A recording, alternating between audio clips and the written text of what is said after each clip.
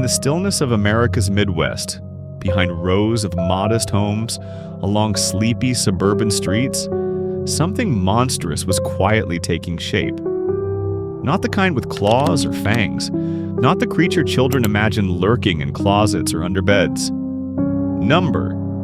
This monster smiled. This monster went to church.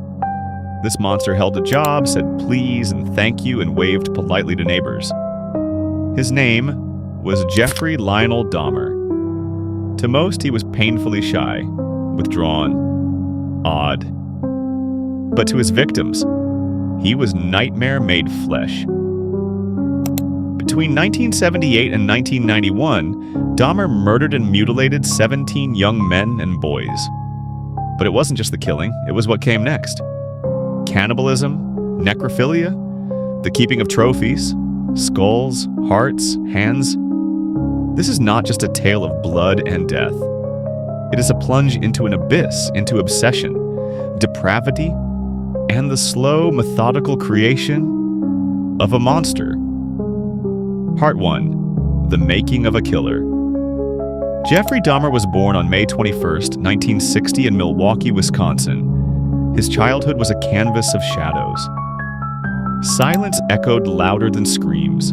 His father, Lionel, a chemist, rigid, logical, emotionally absent. His mother, Joyce, fragile, paranoid, drowning in pills and despair. Their home trembled with tension, bitter arguments, slammed doors, and the smell of medicine in the air.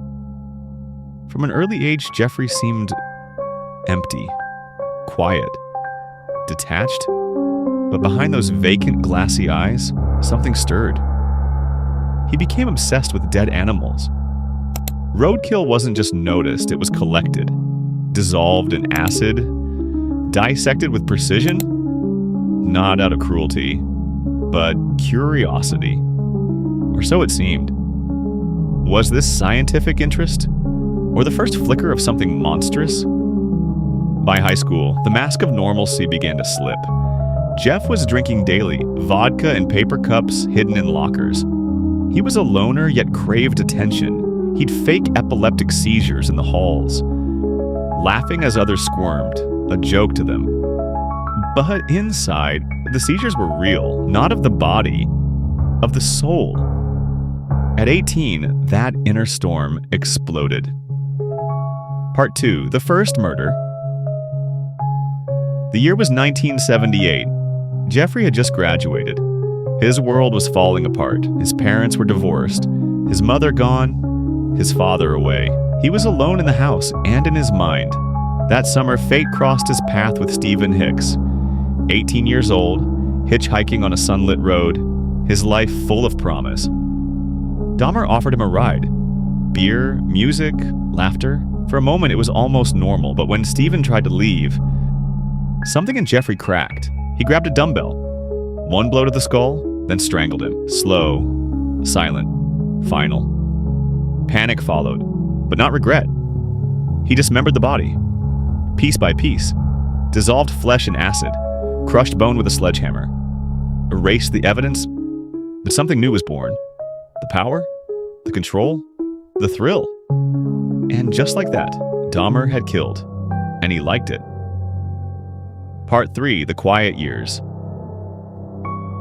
After that first kill, the darkness retreated, but it did not die. Dahmer joined the U.S. Army, stationed in Germany, a chance for redemption, for escape. But the shadows traveled with him. He drank more, became unreliable. Voices whispered beneath the booze. Discharged in disgrace, he returned to the U.S., aimless, drifting from job to job, bar to bar. The monster inside him grew restless. Almost a decade passed. Then, in 1987, the dam broke, and this time there would be no stopping it. Part 4. The Milwaukee Cannibal. Between 1987 and 1991, Dahmer claimed 16 more victims. Each encounter followed a twisted ritual. He lured men from gay bars, malls, and street corners. He offered companionship, money, a drink, photographs. They followed him to apartment 213. They never walked out. He drugged them, strangled them, mutilated them. Bodies dissolved in acid-filled drums, skulls kept in drawers, genitals preserved in jars. Photographs captured every grotesque stage, posing corpses like dolls. His freezer held not food, but flesh. The cannibalism began quietly. Small bites, then full meals. He said he wanted to feel close. He said eating them made them a part of him. He drilled into skulls, still alive, poured acid into their brains, trying to create obedient zombies. Slaves who would never leave. But his Frankenstein dreams failed, and his hunger only deepened. All the while he looked ordinary. He smiled at neighbors, chatted with cops, but behind the closed door of apartment 213, hell was alive and thriving. Part 5. Escape and Arrest. On July 22nd, 1991, one man got away. Tracy Edwards, 32, ran barefoot through the Milwaukee night, handcuffs clanging on his wrist. He led police to Dahmer's apartment. What they found defied reason.